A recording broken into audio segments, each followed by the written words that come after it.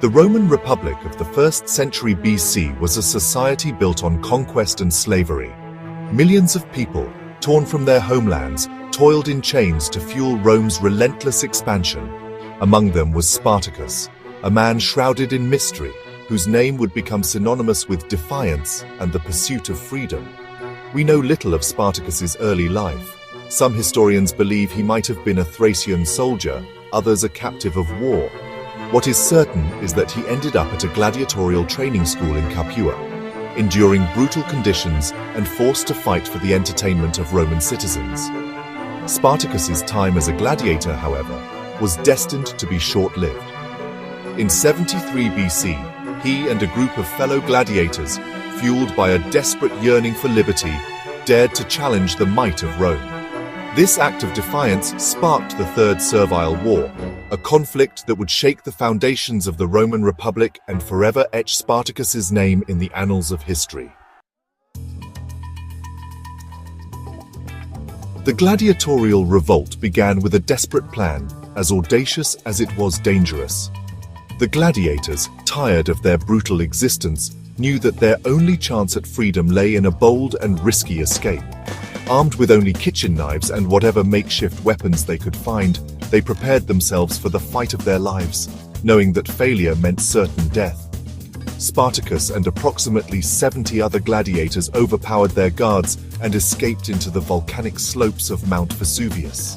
This daring escape was just the beginning of their journey. News of the escape spread like wildfire, attracting thousands of discontented slaves eager to break free from their shackles. The hope of liberation ignited a spark in the hearts of many. Shepherds, farmers, and laborers, all driven by the promise of freedom, flocked to Spartacus's banner. They came from all walks of life, united by a common cause. This ragtag army, bound by desperation and a shared dream of liberation, quickly swelled into a formidable force. Their numbers grew each day, and so did their resolve. Spartacus, proving himself to be not only a skilled warrior, but also a charismatic leader, quickly instilled discipline and organization within his growing army. His leadership inspired confidence and unity among the rebels. He understood that to survive against the legions of Rome, his forces needed more than just courage. They needed strategy, training, and unity. Spartacus emphasized the importance of tactical planning and rigorous training. Thus began the transformation of escaped slaves into a disciplined fighting force, one that would soon send tremors of fear through the heart of the Republic. Their journey was fraught with challenges, but their determination was unwavering. The Roman Senate, initially dismissive of the slave rebellion, believing it to be a minor disturbance easily quelled, sent a relatively small force under the praetor Gaius Claudius Glaber to deal with the uprising. This would prove to be a fatal underestimation. Spartacus, employing cunning tactics and utilizing his knowledge of the terrain, led his forces to a decisive victory against the legions on Mount Vesuvius. The victory sent shockwaves through the Roman world, shattering the illusion of Roman invincibility and emboldening more slaves to join Spartacus's cause. Following this initial triumph, Spartacus led his forces in a series of successful campaigns throughout southern Italy. He demonstrated remarkable military acumen, repeatedly outmaneuvering and defeating Roman legions sent to crush the rebellion. His victories brought him not only supplies and manpower, but also a growing reputation as a brilliant strategist and a leader of unparalleled charisma. The slave revolt, once dismissed as a minor nuisance, was rapidly transforming into a full-scale war that threatened the very stability of the Republic. Section 4. Clash of Eagles. The Roman Republic responds. The string of defeats inflicted by Spartacus's army upon Roman legions sent shockwaves through the Republic. The once invincible Roman legions were now seen as vulnerable, and this emboldened not just the slaves but also other oppressed groups within the Republic. It became horrifyingly clear that this was no mere slave uprising. It was a full-blown rebellion, one that threatened to shatter the very foundations of Roman power. The fear was palpable and the sense of urgency grew with each passing day. Panic gripped Rome as news of Spartacus's victories spread. The streets buzzed with rumors and fear. and the once confident citizens now questioned the Republic's ability to protect them. The Senate, finally recognizing the gravity of the situation, realized that a far more substantial force was needed to crush the rebellion. The debates were intense, and the stakes had never been higher. Two highly respected consuls, Lucius Gellius Publicola and Gnaeus Cornelius Lentulus Clodianus, were tasked with raising and leading two new legions, their sole objective being the annihilation of Spartacus and his followers. These consuls were known for their military prowess and strategic acumen. The Roman response to the slave revolt was swift and brutal. The newly formed legions moved with precision and determination, aiming to reclaim their lost honor and restore order. They understood that Spartacus's rebellion represented not just a military challenge, but also a profound ideological threat.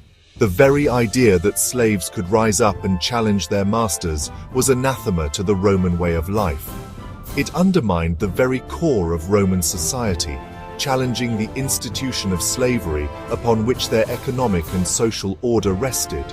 The rebellion was a direct affront to the established hierarchy and the Roman sense of superiority. It was a threat that had to be extinguished, no matter the cost. The Republic's survival depended on it, and failure was not an option. Section 5. Shifting Sands, Uncertain Glory. The tide begins to turn.